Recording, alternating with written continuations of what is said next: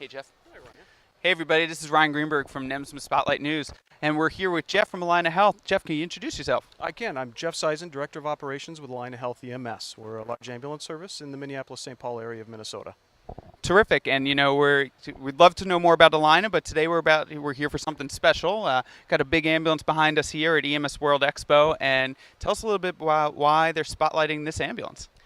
Well, a lot of people have asked the why question. The ambulance is very different. You'll get to see inside and understand what it is I'm talking about. The why really comes down to the fact that we were involved in a horrific crash not so long ago. You may have read about it in EMS World magazine. There's actually another article following up here in October and November.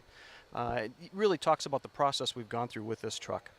As a result of that crash, it really made us open our eyes and realize the fact that we need to provide better protection for our caregivers when they're in the back of an ambulance. Having people unrestrained, moving around to access equipment shouldn't occur any longer, and the technology exists so that it doesn't have to occur. That's really the main point with this truck.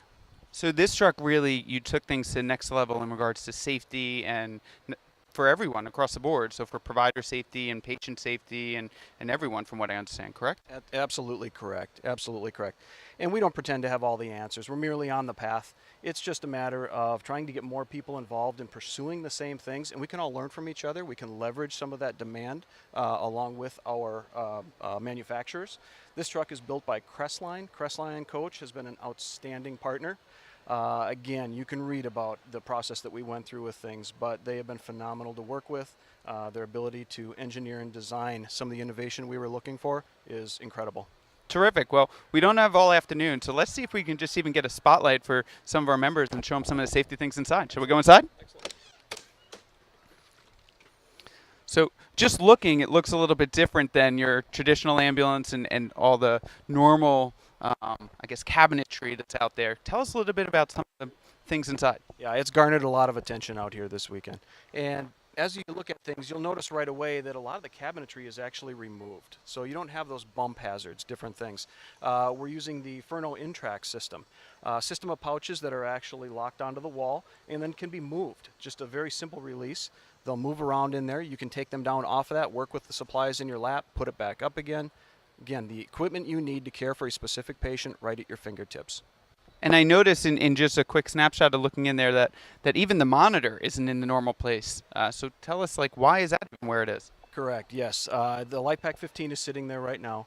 And as it's there, you are able to access that through a swivel mount that will actually take it over to the airway seat as well at the head of the stretcher. So it doesn't matter where you sit, curbside or at the head of the stretcher, you have access to view and interact with that monitor.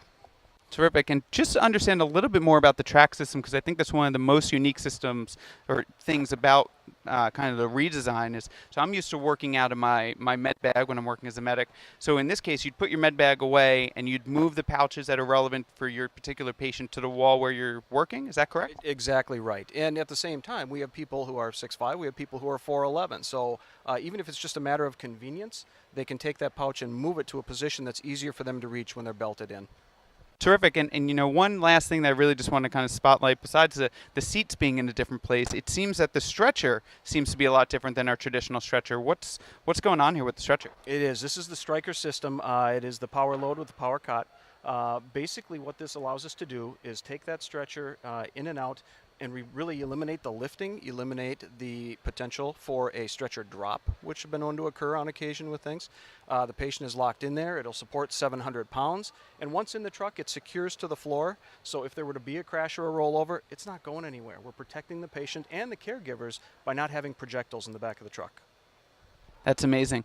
And so if someone was to want to go down this route on, the next generation kind of what I would think an ambulance will look like, what would you suggest for them, or what, kind of what would be first steps and kind of that safety side? We can really make it easy because we're willing to share any and all drawings that we've done. All the things that we've already got in place, open access. So you can certainly reach out to me. I'm at jeff.seisen@allina.com. And we'll make sure to put that on the screen for you so you don't have to remember how to spell that. You can also find us, our EMS service, at www.allinahealth.org. Terrific. So allinahealth.org. Jeff will put up your contact info. congratulations on such an amazing vehicle. Thank you so much from everyone at NEMSMA. And if you do want any more information on NEMSMA, that's www.nemsma.org. And we'll see you at the next Spotlight. Thanks so much, Jeff.